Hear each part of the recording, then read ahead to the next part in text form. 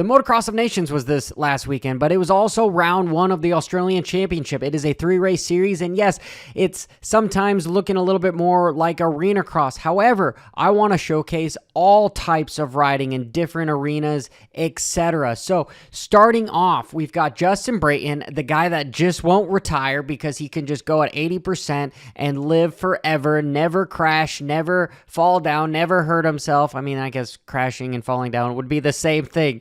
However, the guy is an outlier for sure. And watch what he does in the whoop section, because this was more of an arena cross type track. You really couldn't pass, but he literally goes triple, quad, double, which blew my mind. Those whoops are huge. It just doesn't do it justice how big these things are and how cupped out they are here. Let's watch that one more time and watch Brayton. He was the only guy to do this. Boom. Beautifully done.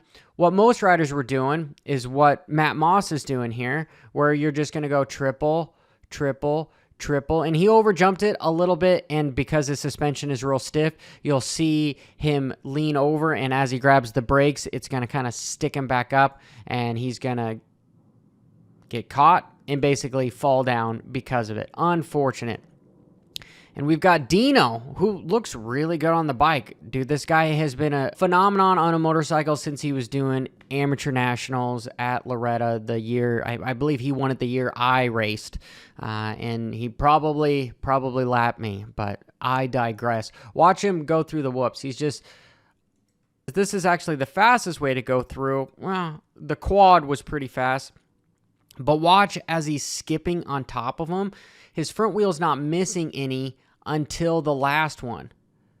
So he literally, both wheels miss the last whoop, which means he's hauling effing ass, and he's able to move from on his toes to slide forward to hit those brakes.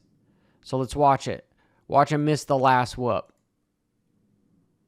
with both wheels. That could be dangerous if it was in the middle of the section, because then that front wheel drops, rear end finds another whoop, and it kicks you and it endos you. This, to me, was really impressive. Just the amount of speed he had going in there, and was able to then just drop the last and brake and turn. And it was one of the reasons as to why he ultimately won the Australian Supercross round one. Up next, we've got Mr. Big Bore himself, Max Anstine. Yeah, that's a joke from him winning one of the 250 Supercrosses on a somewhat of a privateer team, so everyone was giving him a hard time that he was running like a 280 kit or whatever. But watch as he's going into this left-hander. After the finish line, he's going to brake, use that rear brake as a foot peg, and as soon as he turns, he's going to get off of it and accelerate throughout the midpoint and the exit. A lot of riders don't do that. Most of them will brake at the entrance, halfway around the mid, and then accelerate and get off the brakes. These professionals, this is how you make up those milliseconds. Brake right at the beginning and then accelerate through the whole thing. So now, watch. Brake, foot peg, off, accelerate around the whole thing.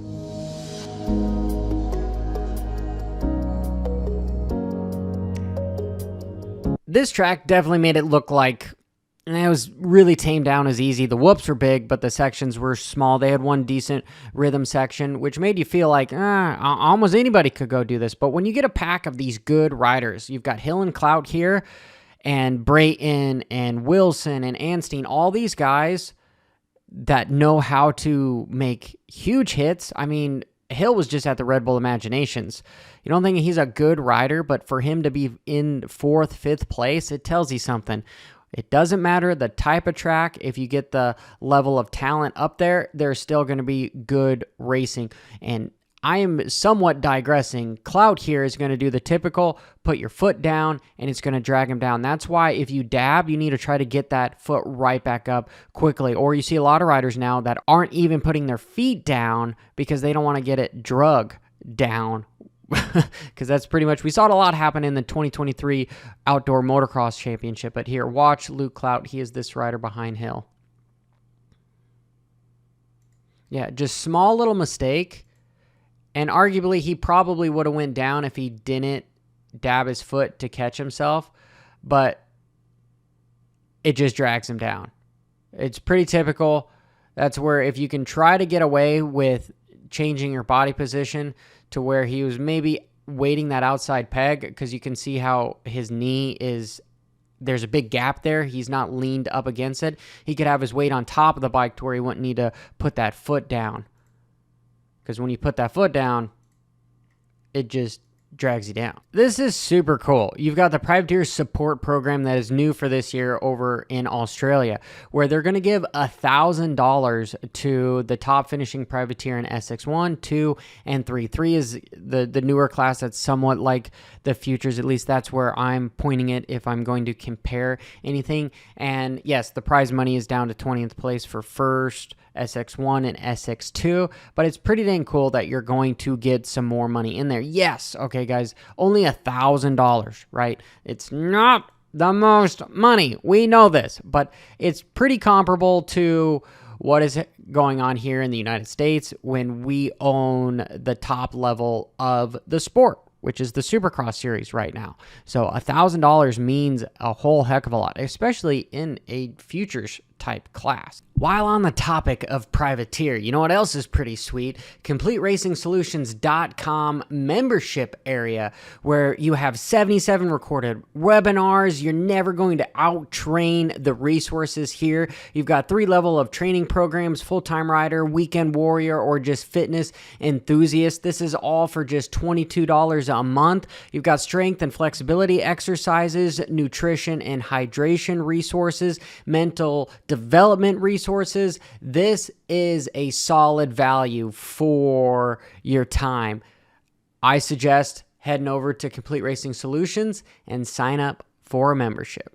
I'm really surprised we didn't see more riders go down with how tight the track was. This was definitely a Hayden Deegan to Smith type of a move, but they're not teammates, and this is the Futures class. You've got Parker Ross, who is from the American Futures. He's a California-born rider. He's racing over in Australia, which is pretty dang cool. And then you got Kingsford here. It's hard to pass on a track that's this tight. It's about 20 seconds, 22 seconds a lap time. That is super fast. So you got to take it where you can. And Parker Ross, this was a move that enabled him to win round 1. These kids are full of just... I want to say something that I probably shouldn't say, so I'm not going to say it, but you can probably interject what you think that might be.